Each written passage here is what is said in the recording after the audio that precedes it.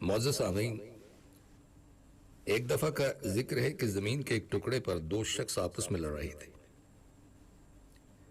ان زمینداروں کی لڑائیاں بھی بڑی عجیب ہوتی ہیں۔ دو زمیندار جھگڑا لے کر آئے۔ جھگڑا کیا تھا کہ جی دو کھیتوں کے درمیان جو چھوٹا سا بند ہے، اس میں ایک بالشت میرا ہے۔ دوسرا کہتا ہے کہ نہیں، یہ میرا ہے۔ بس اسی ایک بالشت کی خاطر آپس میں جھگڑ رہے تھے۔ اصل میں ان لوگوں کی سوچ بہت دور کی ہوتی ہے۔ ان زمینداروں نے سوچا کہ اس ایک بالشت زمین سے ایک موسم میں اتنا غلہ آئے گا، دوسرے میں اتنا اور تیسرے میں اتنا۔ اسی طرح کھڑے کھڑے قیامت تک کا حساب لگا لیا کہ قیامت تک ان کی اولاد کھاتی رہے گی۔ یہ حرص و ہوس کے کرشمے ہیں کہ بالشت بھر زمین سے اتنی آرزویں وابستہ کر کے زمیندار لڑ رہے ہیں۔ تو قصہ چل رہا تھا کہ زمین کے ذرا سے ٹکڑے پر دو شخص آپس میں لڑ رہے تھے۔ ایک کہتا ہے کہ میرا ہے اور دوسرا کہتا ہے کہ میرا ہے۔ حقیقت یہ ہے کہ زمین ان میں سے کسی کی نہیں، بلکہ دونوں زمین کے ہیں۔ ان دونوں نے زمین کے اندر جانا ہے۔ جس شخص نے اپنی زندگی میں اللہ تعالیٰ کو راضی نہیں کیا، گناہوں میں زندگی گزار دی، توبہ استغفار نہیں کیا، گناہوں کو چھوڑنے کا فیصلہ نہیں کیا، وہ جب مرتا ہے، قبر میں جاتا ہے، تو ایسے شخص سے متعلق نبی اکرم صلی اللہ علیہ وسلم کا فرمان ہے، قبر اس سے خطاب کرتی ہے کہ اب تک تو میرے اوپر چلتا رہا، آج میرے اندر ہے، آج دیکھ تیری کیسی خبر لیتی ہوں۔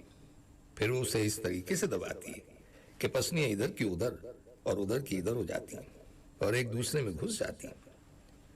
وہ وقت آنے سے پہلے اللہ سبحانہ تعالی ہم سب کو تیاری کی توفیق عطا فرمائے۔ سامعین، موت کو یاد رکھنے کے بہت سے فائدے ہیں۔ ایک فائدہ تو یہ ہے کہ انسان جب اس حقیقت کو سمجھ لیتا ہے کہ مرنا ہے، تو دنیا سے دل اچاٹ ہو جاتا ہے، گناہ از خود چھوٹ جاتے ہیں، اللہ تعالیٰ کی طرف متوجہ ہو کر اس کی رضا حاصل کرنے کی فکر میں لگ جاتا ہے۔ دوسرا فائدہ یہ ہے کہ جب اللہ تعالیٰ کو راضی کر لے گا تو اللہ تعالیٰ دنیا کی تمام پریشانیوں کے کفیل ہو جائیں گے۔ ایسے شخص کی حاجات اللہ سبحانہ تعالیٰ ایسی جگہ سے پوری فرماتے ہیں کہ خود اس شخص کو پتہ نہیں چلتا کہ کہاں سے پوری ہو رہی ہیں۔ یہ کوئی تعجب کی بات نہیں ہے۔ آپ ذرا سوچئے کہ میں جن گناہوں میں مبتلا ہوں، میرے اندر ان کو چھوڑنے کی ہمت ہے یا نہیں؟ گناہ میں اپنے اختیار سے کر رہا ہوں یا مجبور ہو کر؟ اس حقیقت کو بیٹھ کر بار بار سوچئے اور ایک ایک گناہ کے بارے میں سوچئے کہ یہ گناہ اپنے ارادے اور اختیار سے کر رہا ہوں یا کوئی زبردستی کروا رہا ہے۔ سوچنے سے بالآخر اس نتیجے پر پہنچیں گے کہ ہر گناہ اپنے ہی اختیار سے کر رہے ہیں۔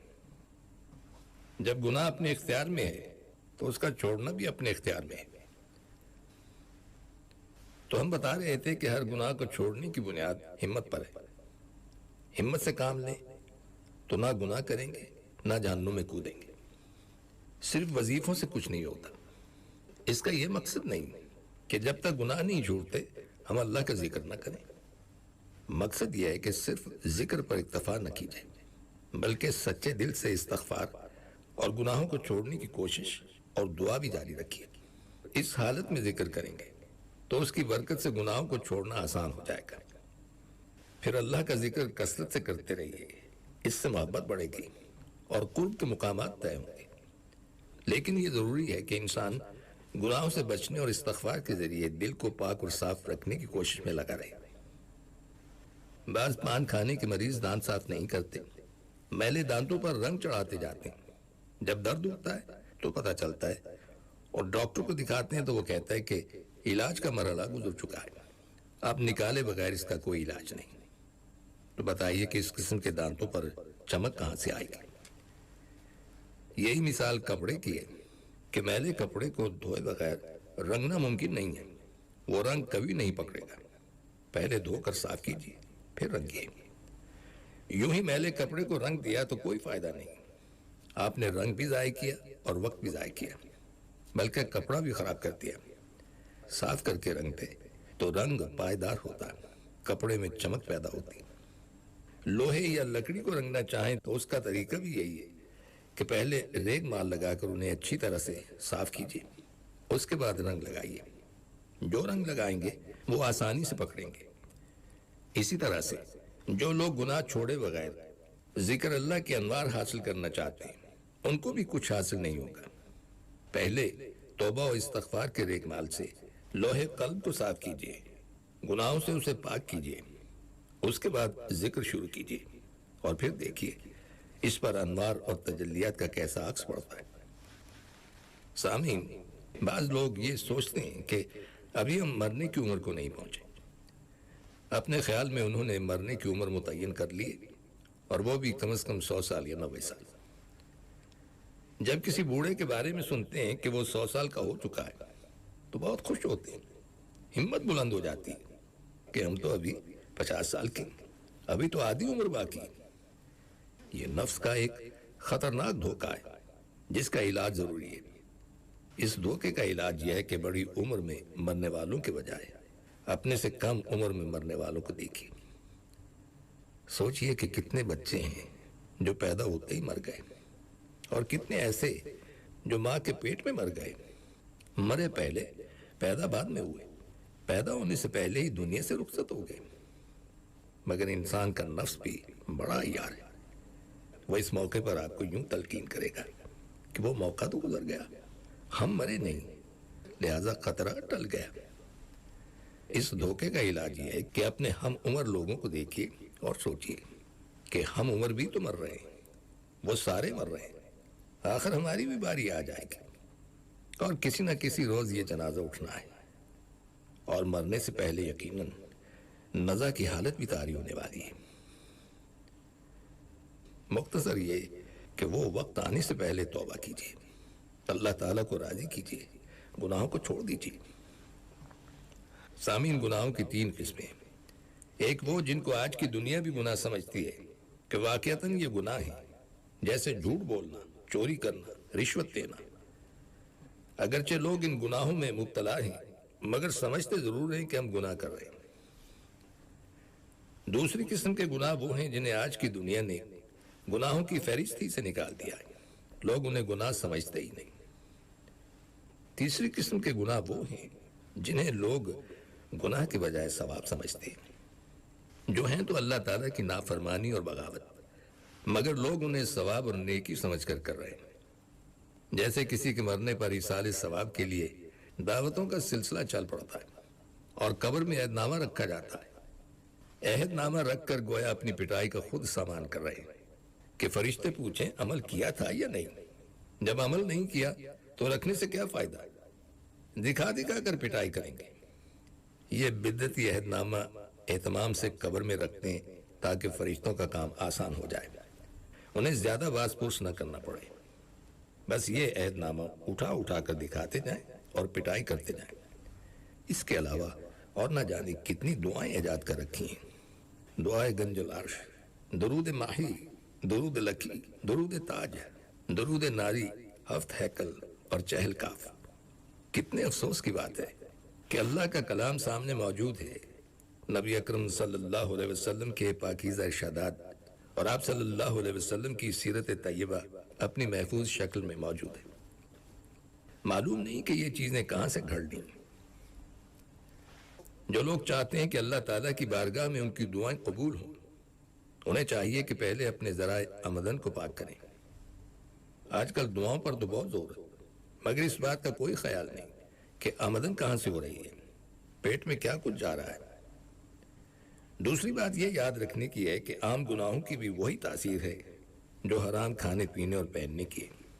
جیسے حرام کھانے والے کی دعا قبول نہیں ہوتی، یوں ہی نافرمان اور باغی کی دعا بھی رد کر دی جاتی ہے۔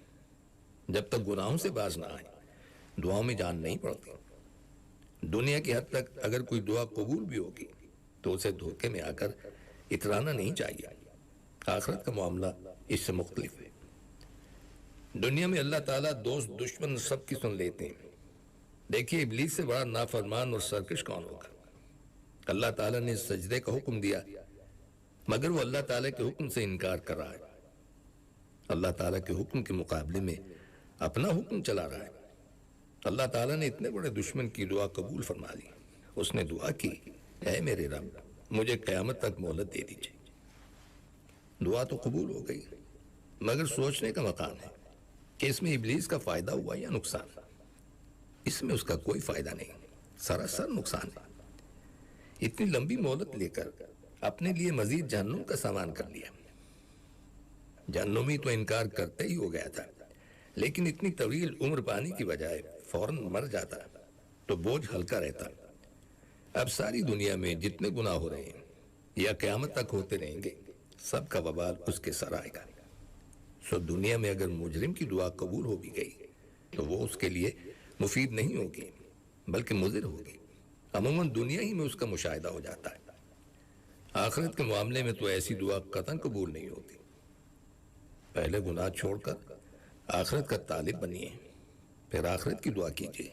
ایسی دعا آخرت کے حق میں قبول ہوگی، ورنہ نام کی دعا کو دعا کہنا صحیح نہیں ہے۔ سامعین، دعا کے معنی ہے کہ دل سے کسی چیز کا چاہنا، دل سے کسی چیز کی خواہش کی جائے اسے دعا کہتے ہیں۔ اور اگر دل میں چاہت نہیں، صرف اوپر اوپر سے کہتا چلا جا رہا ہے، تو اللہ سبحانہ تعالیٰ دل کی بات جانتے ہیں۔ انہیں اچھی طرح معلوم ہے کہ یہ اوپر اوپر سے کہہ رہا ہے یا دل سے چاہ رہا ہے۔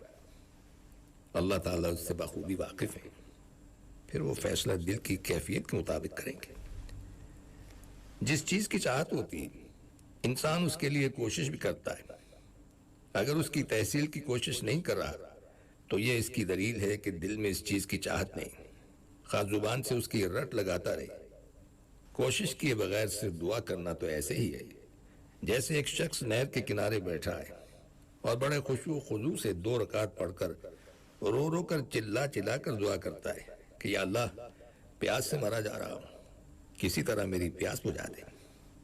پانی کی طرف ہاتھ نہیں بڑھاتا، بس دعا کیے چلا جا رہا ہے۔ تو بتائیے یہ دعا ہے یا مذاق ہے؟ اور ایسی دعا سے اس کی پیاس بجھے گی یا اور بڑھے گی؟ کوئی بے وقوف اسے دیکھ کر شاید ترس کھا جائے، لیکن عقل مند کو اس پر ترس نہیں آئے گا بلکہ غصہ آئے گا۔ وہ تو اس سے پوچھے گا، پانی تو تیرے پاس موجود ہے، پیتا کیوں نہیں؟ اس قسم کی دعا کو دعا کا نام دینا ہی غلط ہے۔ جو آخرت کی فکر رکھتے ہیں اور اسی کے لیے کوشاں ہیں، ان کی کیفیت قرآن حکیم نے یہ بیان کی ہے جس کا ترجمہ ہے، اور جو شخص کوئی برائی یا اپنی جان پر ظلم کرے پھر اللہ تعالیٰ سے معافی مانگے تو اللہ سبحانہ تعالیٰ کو بخشنے والا، نہایت ہی رحم والا پائے گا۔ اگر غلطی سے گناہ صادر ہو گیا اور اپنے نفس پر ظلم کر بیٹھا، پھر توبہ استغفار کر کے اللہ تعالیٰ سے وہ گناہ بخشوانا چاہا تو اس کے لیے یہ خوشخبری ہے، بے شک اللہ تعالیٰ غفور رحیم ہے۔ مگر آج کا مسلمان سمجھتا ہے کہ کچھ کرنے ورنے کی ضرورت نہیں، بس عبد الرحیم عبد الرحمان نام رکھ لینے سے ہی اس کی رحمت آ جائے گی۔ یہ بھی سمجھ لیجئے کہ قرآن حکیم نے توبہ کا کیا طریقہ بیان کیا ہے۔ ارشاد باری تعالیٰ ہے اِلَّا الَّذِينَ تَابُوا وَأَصْلَحُوا، یعنی جن لوگوں نے گزشتہ گناہوں سے توبہ کر لی اور آئندہ اپنے اعمال کو درست رکھا۔ اس آیت پر غور کیجئے کہ توبہ کا ذکر تو لفظ تابو میں فرمایا، آگے وَأَصْلَحُوا کیوں بڑھایا؟ صرف یہ سمجھانے کے لیے کہ توبہ سے مراد زبانی توبہ نہیں بلکہ ایسی توبہ ہے جس کا اثر ہماری زندگی میں ظاہر ہو، سچے دل سے توبہ بھی کرے اور گناہوں کی زندگی چھوڑ کر حالت بھی درست کر لے، ورنہ صرف زبان سے توبہ توبہ کہہ لینا توبہ نہیں ہے۔ اور سامعین، ان کلمات کے ساتھ ہی ہمارے آج کے پروگرام کا وقت بھی اب ختم ہوتا ہے، اس دعا کے ساتھ کہ اللہ تعالی ہم سب کو صراط مستقیم پر چلنے کی توفیق عطا فرمائے، آمین۔ آئندہ ملاقات تک کے لیے